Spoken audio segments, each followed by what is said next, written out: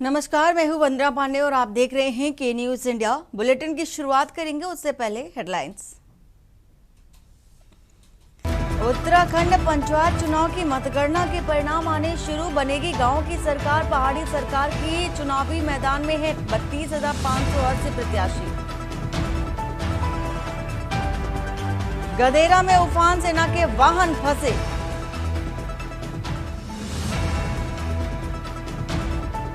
पर्यटन नगरी नैनीताल में 3 महीने बाद फिर बवाल, दूसरे समुदाय के युवक पर स्कूली छात्रा को ड्रग्स देने का आरोप। खटीमा में बोले सीएम धामी, कहा नई शिक्षा नीति लागू करने वाला उत्तराखंड देश का पहला राज्य।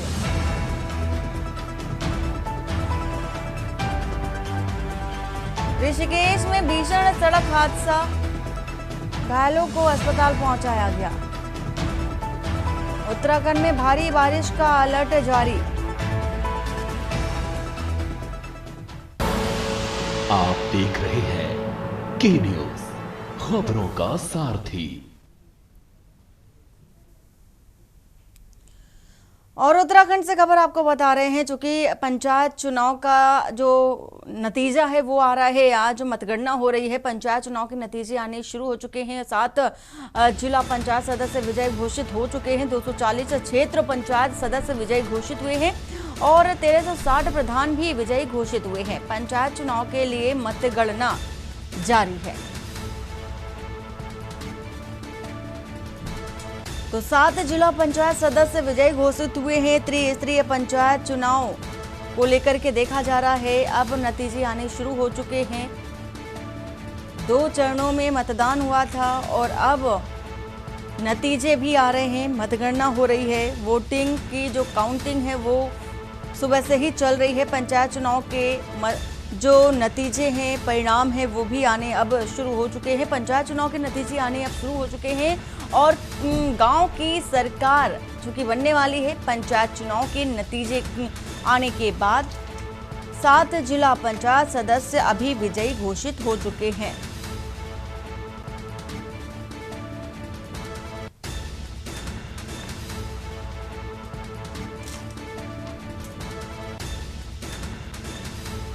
तो 7 जिला पंचायत विजयी घोषित हुए हैं। 240 क्षेत्र पंचायत सदस्य विजयी घोषित हुए हैं। तो तमाम जो मतदाताओं ने अपने मत का प्रयोग किया था, अब उन मतदाताओं के भी परिणाम निकलकर सामने आ रहे हैं, रुझान सामने आ रहे हैं। साथ ही साथ ये भी देखा जा रहा है कि जो काउंटिंग है वो चालू है, वो शुरू है और धीरे धीरे करके जो परिणाम है, रिजल्ट है, वो भी देखे जा रहे हैं। नतीजे आने शुरू हो चुके हैं। पंचायत चुनाव के जो त्रिस्तरीय पंचायत चुनाव उत्तराखंड में कराए जा रहे थे, आज 31 जुलाई है और आज नतीजे आ रहे हैं। तो ये आज का जो नतीजा है, ये परिणाम है,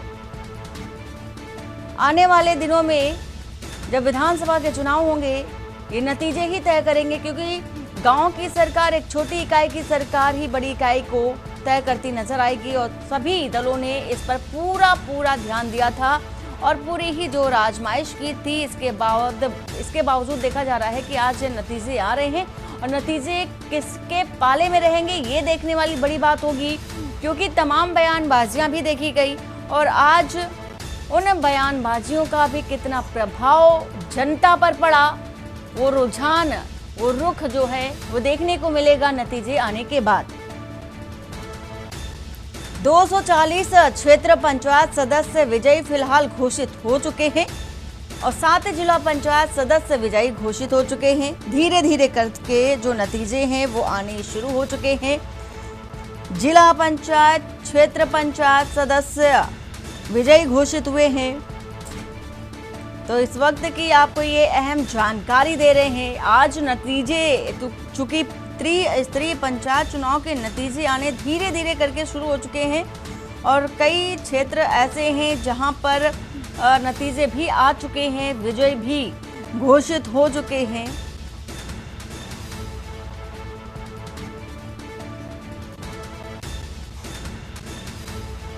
तो इस वक्त की ये महत्वपूर्ण जानकारी आप तक पहुंचा रहे हैं।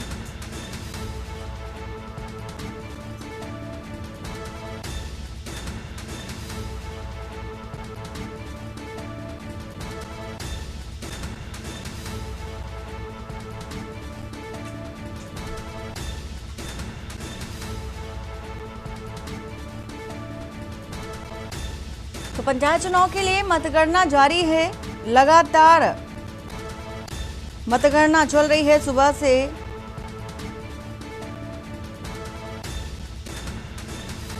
तो पंचायत चुनाव के नतीजे आने शुरू हो चुके हैं उत्तराखंड में।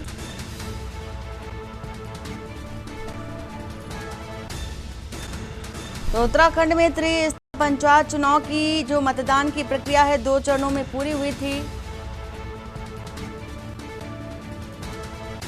और आज चूंकि 31 जुलाई है, आज मतगणना हो रही है, काउंटिंग हो रही है।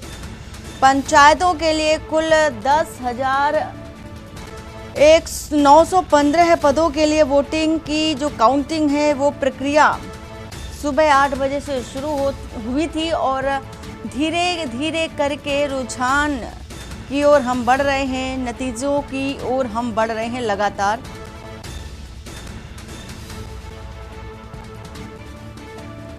तो उत्तराखंड में त्रिस्तरीय पंचायत चुनाव के नतीजे शाम तक पूरी तरह से क्लियर हो जाएंगे।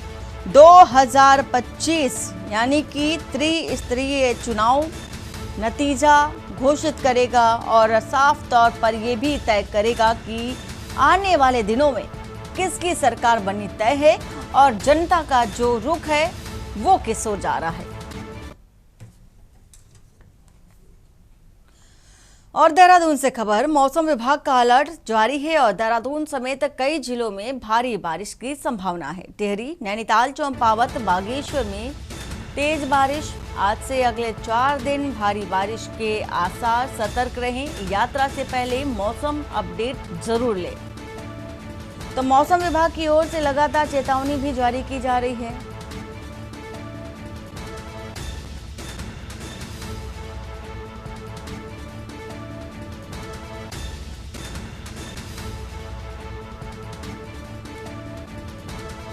तो देहरादून समेत कई जिलों में भारी बारिश की संभावना।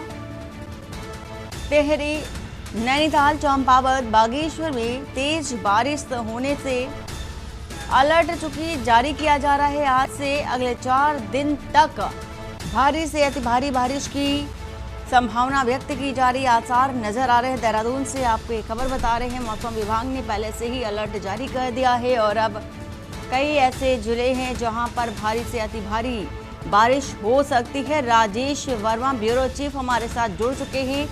राजेश, चारों तरफ बारिश ही बारिश नजर आ रही है और अब चूंकि देखा जा रहा है मौसम विभाग ने भी पूरी तरह से अलर्ट कर दिया है कि जब जरूरी, ज्यादा ही जरूरी हो तभी घर से बाहर निकले, अन्यथा घर पर ही रहें।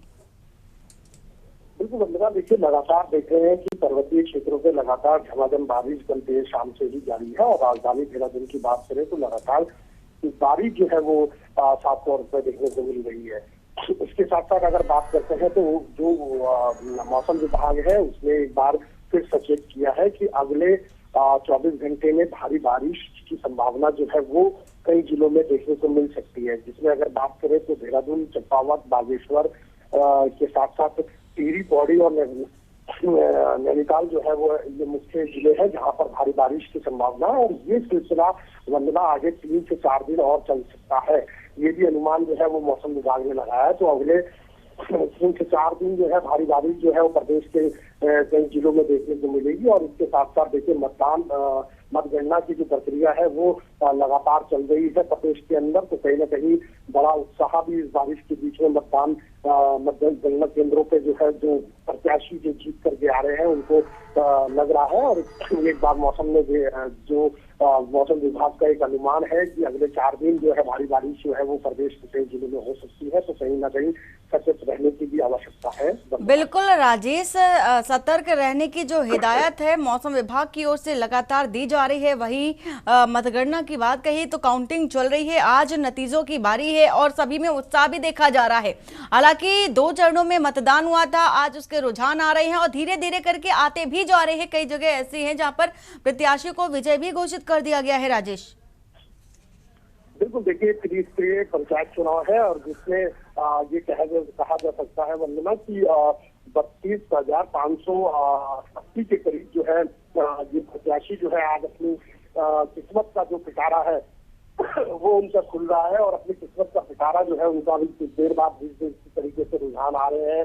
जैसे मैंने आपको बताया कि प्रत्याशी जो जीत रहे हैं उनमें काफी हर्ष उल्लास है, और इसके साथ साथ जो प्रत्याशी हारे भी हैं तो वो इस बात को लेकर के सोच रहे हैं कि आखिरकार उनकी हार क्या हुई और क्या ऐसे मुद्दे रहे कि जनता को उनको नहीं भाए। तो कई ऐसे मुद्दे हैं जिनको लेकर के अगर पहाड़ की बात करें या पहाड़ के विकास की बात करें तो उनपे जो है कहीं ना कहीं एक सोचने और विचार करने की बात है, और जनता ने इन तमाम चीजों को, परिस्थितियों को जो है वो समझा है। और 24 तारीख को जिस तरीके से पहले चरण का चुनाव हुआ और उसके बाद दूसरे चरण में 28 तारीख को जो है दूसरे चरण का चुनाव हुआ, तो ओवरऑल अगर बात करते हैं तो देखिए 70 से 72% के लगभग जो है 70% के लगभग जो है पूरा मतदान जो है वो हुआ है। तो कहीं ना कहीं एक बार बढ़िया जो मतदान इसको कहा जा सकता है कि जब से राज्य बना है तो इतना भारी भरकम मतदान जो है इस तरीके से त्रिस्तरीय पंचायत चुनाव में नहीं देखने को मिला। और वहीं मुझे मौसम के साथ साथ देखिए वंदना, सबसे बड़ी बात यह है कि लगातार मौसम जो है वो उत्तराखंड में बेमान है, यानी कि मानसून जो है वो लगातार चल रहा है। और अभी भी जिस तरीके से हम अपने दर्शकों को बता रहे हैं अगले 4 दिन भारी से भारी बारिश जो है वो उत्तराखंड के कई तमाम जिलों में जो है वो देखने को मिलेगी। तो ये इसके बीच जो रुझान आ रहे हैं तो कहीं ना कहीं बारिश के बीच में भी जो जीते हुए प्रत्याशी है वो कहीं ना कहीं एक हर्ष और उल्लास के साथ अपनी जीत को मना रहे हैं। और जिस तरीके से जो हारे हैं वो इस बात को लेकर के चिंतित है कि क्या आगे की रणनीति इनकी होगी अगर वो भविष्य में दोबारा राजनीतिक पीरियड से उतरते हैं। तो बिल्कुल राजेश, ये अगली चुनौती बहुत बड़ी देखी जा रही है। एक और बारिश और दूसरी ओर रुझान जो आ रहे हैं, वो जो खुशी है लोगों के बीच और प्रत्याशियों, जीते हुए जो प्रत्याशी उनके बीच जो खुशी की लहर देखी जा रही वो भी कम नहीं है। लेकिन बारिश ने उन पर किसी तरह का कोई भी प्रभाव नहीं डाला। बहुत शुक्रिया पूरी जानकारी देने के लिए। मौसम विभाग का अलर्ट जारी है। देहरादून से आपको एक खबर बता रहे हैं और उत्तराखंड के कई जिलों में भारी से अति भारी बारिश की जो संभावना है मौसम विभाग की ओर से जारी की गई है। और साथ ही साथ मौसम विभाग ने अलर्ट ये भी दिया है कि जरूरी हो तभी घर से बाहर निकले, अन्यथा घर से बाहर न निकले।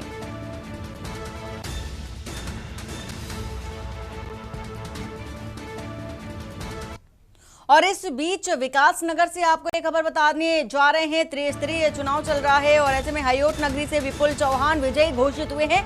उत्तराखंड से आपको बड़ी खबर, माकटी से प्रमिला ने जीत दर्ज कर ली है। तो भजऊ से चंदर चौहान विजेता बने हैं। धीरे धीरे करके जो रुझान है, हम बात रुझानों की भी कर रहे थे और प्रत्याशियों की भी बात कर रहे थे जो विजयी हुए हैं। राकेश बने हैं रिखौ से, ग्राम प्रधान अस्टार से दयानंद भी विजयी घोषित हो चुके हैं। तो त्रिस्तरीय पंचायत चुनाव के जो नतीजे वो धीरे धीरे करके आने शुरू हो चुके हैं। साथ ही साथ जो प्रत्याशियों की जो सूची है वो भी देखी जा रही है। प्रत्याशियों में आप देख रहे हैं कि जत्सोवाला से भूपेंद्र परमार ने भी बाजी मार ली है। कई ऐसे प्रत्याशी हैं जो विजयी घोषित हो चुके हैं। खबर आपको बता रहे हैं विकासनगर से सोरना डोबरी के प्रधान बने हैं अखिलेश, और इसी के साथ ही साथ जत्सोवाला से भूपेंद्र परमार ने मारी है बाजी। तो त्रिस्तरीय पंचायत चुनाव के नतीजे भी आ रहे हैं और शाम तक सभी जगहों के, यानी कि जहां जहां मतदान हुआ है और साथ ही जो ग्राम पंचायत और जितने भी इकाई के मतदान हुए उनके आज नतीजे शाम तक पूरी तरह से क्लियर हो जाएंगे। माकटी से प्रमिला ने जीत दर्ज कर ली है और भजऊ से अगर बात करें तो चंदर चौहान ने जीत हासिल कर विजेता घोषित हो चुके हैं। रिखाट की बात करें तो राकेश को ग्राम प्रधान बनाया गया है क्योंकि राकेश विजयी हुए हैं। अस्टार से दयानंद भी विजयी घोषित हो चुके हैं। तो इस वक्त की आपको बड़ी खबर बता रहे हैं विकासनगर से। ये विकासनगर के जो नतीजे हैं, जो रुझान है, जनता का जो रुख रहा है वो अब खुलकर सामने आ रहा है। जो पिटारा देखा गया था, जिसको तैयार किया था मतदाताओं ने, उस पिटारे को खुलता हुआ आज देखा जा सकता है नतीजों के जरिए कि रुझान किस ओर गए थे। और ये जो रुझान है अब आगे की जो बड़े चुनाव होंगे, बड़ी इकाई के जो चुनाव होंगे उनको तय करेंगे, उनका भविष्य भी तय करेंगे। जाहिर सी बात है अब जो मतदाता हैं जिन्होंने जिन मुद्दों को लेकर के मतदान किया था उन मुद्दों को पूरा करने की बारी अब इन जीते हुए प्रत्याशियों के हाथों में जा चुकी है। साथ ही साथ माकटी से अगर बात करें तो प्रमिला ने जीत दर्ज कर ली है। विकास नगर से आपको ये खबर बता रहे हैं, बजऊ से चंद्र चौहान ने जीत हासिल की है। तो उत्तराखंड त्रिस्तरीय पंचायत चुनाव की मतगणना चूंकि काउंटिंग हो रही है, नतीजे भी आ रहे हैं और जहां जहां के नतीजे आ चुके हैं, विजयी घोषित हो चुके हैं, आप तक पहुंचा रहे हैं महत्वपूर्ण जानकारी।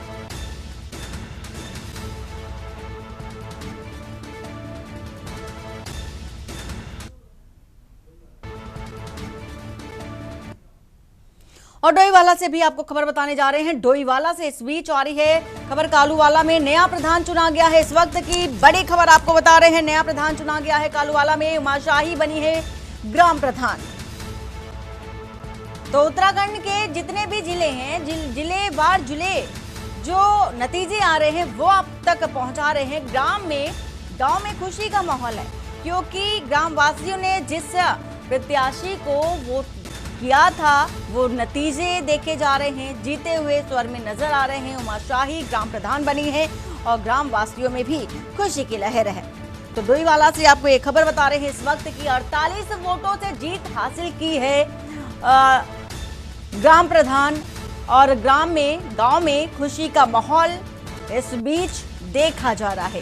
2 चरणों में मतदान हुआ था और यहां तक कि ये भी आलम था कि भारी बारिश भी हो रही थी, लेकिन मतदाताओं को रोक नहीं पाई थी बारिश और रुझान, उत्साह, जोश कहीं भी कम नजर नहीं आया। 48 वोटों से उमा भारती जीती हैं।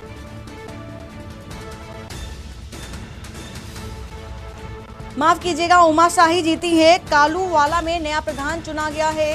डोईवाला से आपको ये महत्वपूर्ण खबर बता रहे हैं, उमा शाही ग्राम प्रधान बनाई जा चुकी हैं और ये मतदाताओं का रुझान था। वक्त ब्रेक का हो चला है और ब्रेक के बाद जल्द वापस लौटते हैं। आप देख रहे हैं के न्यूज, खबरों का सारथी। ब्रेक के बाद आपका स्वागत है। नैनीताल से खबर बताने जा रहे हैं आपको। हाईकोर्ट का बड़ा फैसला, हरिद्वार के 48 स्टोन क्रशर बंद करने का आदेश दिया गया है। अगले 48 घंटे में सभी क्रशर बंद हो जाएंगे और तत्काल कार्रवाई के निर्देश भी दिए जा चुके हैं। वहीं अगर बात करें प्रदूषण और नियम उल्लंघन पर कोर्ट की ये सख्ती देखी जा रही है। खबर आपको इस वक्त की बता रहे हैं कि कोर्ट का आदेश है। नैनीताल से आपको ये खबर बता रहे हैं, हाईकोर्ट का बड़ा फैसला, हरिद्वार के 48 स्टोन क्रशर बंद करने का ये बड़ा फैसला देखा जा रहा है। अगले 48 घंटे का अल्टीमेटम भी दिया गया है क्रशर बंद करने के लिए और तत्काल कार्रवाई करने के भी जो निर्देश हैं वो कोर्ट की ओर से दिए गए हैं। प्रदूषण और नियम उल्लंघन पर कोर्ट बेहद सख्त नजर आया है।